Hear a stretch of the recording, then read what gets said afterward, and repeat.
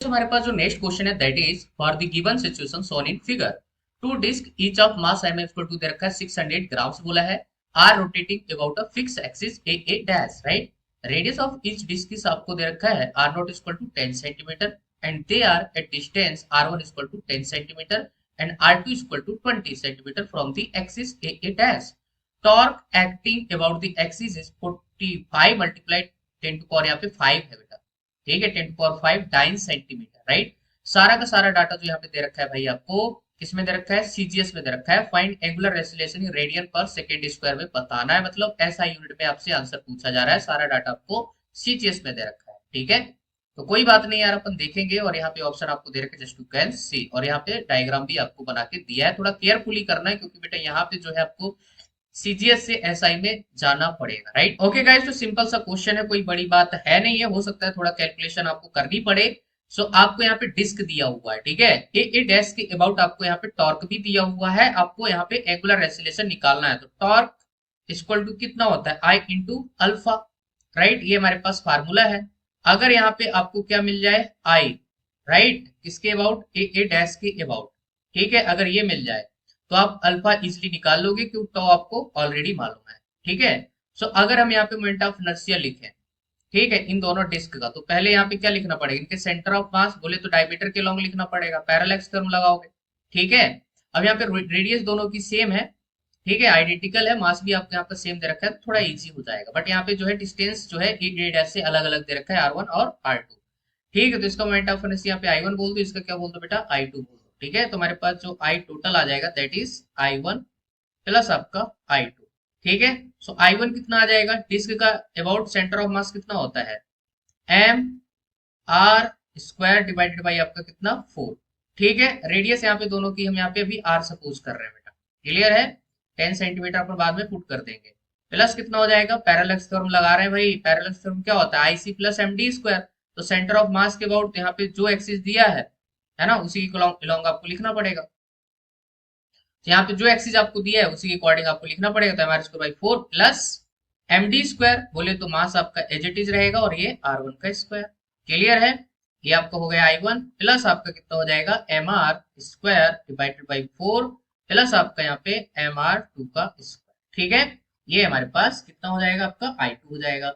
Value substitute करेंगे, after that will get our answer. ठीक है यहाँ पे R आपको 10 सेंटीमीटर दे रखा है, R1 R2 की वैल्यू दे रखा है आपको कितना 10 सेंटीमीटर और 20 सेंटीमीटर। ठीक है तो चलिए बेटा वैल्यू सब्स्टिट्यूट करके थोड़ा इसको सॉल्व कर लेते हैं। तो यहाँ से हमारे पास टोटल मोमेंट ऑफ इनर्शिया हो जाएगा आपके पास M R square by 4 right. कितनी बार आया है 2 टाइम्स। ठीक है तो यहाँ पे आपको 2 टाइम्स कर देना है, और प्लस एम R1 के स्क्वायर प्लस आपके पास एम R2 के स्क्वायर राइट।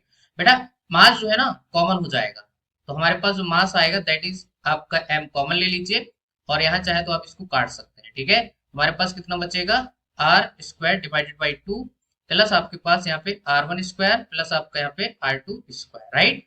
बेटा आपके पास R1 भी ना यही है जो आपको यहाँ पे रेडियस दे रखा है। ठीक है तो चाहो आप इनको सॉल्व कर सकते हो, समझ रहे हैं कि नहीं। मतलब R1 जो है आपके पास कितना दे रखा है, R के ही बराबर दे रखा है, बोले तो 10 सेंटीमीटर दे रखा है, रेडियस भी 10 है और R1 भी 10 है, तो आप चाहो तो इनको एक साथ सॉल्व कर सकते हैं। ठीक है इससे थोड़ा और इजी हो जाए, कोई दिक्कत नहीं है, आप बाद में भी कर सकते हैं। तो m की वैल्यू यहाँ पे दे रखा है 600 ग्राम, तो 600 multiply 10 to power minus 30 KG कर दिया हमने। आयतन में किलोग्राम बदलने के लिए 10 टू पावर माइनस 3 और ब्रैकेट लगा दीजिए, और आपके पास यहाँ पे कितना हो जाएगा रेडियस 10 सेंटीमीटर। ठीक है तो 10 मल्टीप्लाई 10 टू पावर माइनस का 2 का यहाँ पे स्क्वायर करेंगे राइट, और डिवाइडेड बाई आपका 2 प्लस आप चाहे तो इसको 2 टाइम्स कर सकते हैं भाई। ठीक है बात तो वही है, आया समझ में। प्लस आपके पास यहाँ पे 10 मल्टीप्लाई 10 टू पावर माइनस 2 का होल पावर 2, और प्लस यहाँ पे 20 मल्टीप्लाई 10 टू पावर माइनस कितना 2 का होल पावर 2 राइट। ये हो जाएगा बेटा। तो अब यहाँ पे थोड़ा सॉल्व करेंगे तो हमारे पास कितना हो जाएगा, 2 जीरो तो एक आ गया, तो 6 मल्टीप्लाई 10 टू पावर माइनस का 1 बचेगा। अंदर कितना हो जाएगा, यहाँ पे देखो तो 10 टू पावर 1 और 10 टू पावर माइनस 2 गया, तो 10 टू पावर कितना बचेगा -2।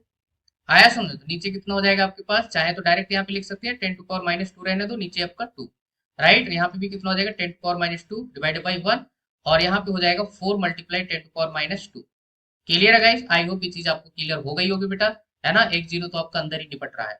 तुम्हारे पास i इक्वल टू कितना हो जाएगा, ध्यान से देखिए हर जगह से 10 टू पावर माइनस 2 कॉमन आएगा तो बाहर बच जाएगा 10 टू पावर माइनस का 3, राइट। अंदर कितना हो जाएगा 1/2 प्लस आपका 1 प्लस आपका यहाँ पे 4, ठीक है। तो यहाँ पे एलसीएम वगैरह लेंगे तो 6 मल्टीप्लाई 10 टू पावर माइनस 3 और मल्टीप्लाई कितना हो जाएगा बेटा, यहाँ पे आपके पास 1 रहेगा, 1 प्लस यहाँ पे 2 हो जाएगा और यहाँ पे कितना हो जाएगा 8 और डिवाइडेड बाई 2। क्लियर है, तो हमारे पास जो आई की वैल्यू हो जाएगी दैट इज ऊपर कितना बन जाएगा 11, ठीक है, और मल्टीप्लाई यहाँ पे 3 और 10 पावर माइनस का 3, ठीक है, 2 से निपट गया ना ये, मतलब पे हो जाएगा, ठीक है। तो हमारे पास हो जाएगा केजी मीटर स्क्वायर, ये आपका मोमेंट ऑफ इनर्शिया यहाँ से निकल के आ जाएगा, ठीक है। अब यहाँ से हमें टॉर्क दे रखा है भाई, टॉर्क इक्वल टू कितना आई इंटू अल्फा, ठीक है। तो टॉर्क की वैल्यू कितनी है 45 मल्टीप्लाई 10 टू पावर कितना 5 डाइन इंटू सेंटीमीटर, और 1 डाइन इक्वल टू होता है 10 टू पावर माइनस 5 न्यूटन, तो 10 टू पावर माइनस 5 सेंटीमीटर को बदलेंगे तो मीटर में, तो 10 टू पावर माइनस के यहाँ पे 2 हो जाएगा, सॉरी, ठीक है। और इक्वल टू हो जाएगा यहाँ पे 11 मल्टीप्लाई 3 और मल्टीप्लाई 10 टू पावर माइनस का 3 इंटू अल्फा, ठीक है। तो आप देख लीजिए बेटे, ये तो गया आपका, राइट, और यहाँ पे 3 से आपका ये मरेगा 45, तो कितना बचेगा यहाँ पे, ध्यान से देख लीजिए, आपका 3 1 जा और 3 5 जा 50 हो जाएगा, ठीक है। तो अल्फा इक्वल टू कितना आएगा 15 divided by 11 10 to power minus 2 और यहाँ पे ऊपर प्लस 3, तो आपका हो जाएगा 150 डिवाइडेड बाई 11 रेडियन पर सेकेंड स्क्वायर, राइट। ये हमारे पास क्या हो जाएगा अल्फा आ जाएगा। So this is your required answer, ठीक है। बहुत ही केयरफुली सॉल्व करने की जरूरत थी बेटा, और बाकी क्वेश्चन में कुछ नहीं। सो इस पर्टिकुलर क्वेश्चन का जो आंसर जाएगा that is third is the correct answer.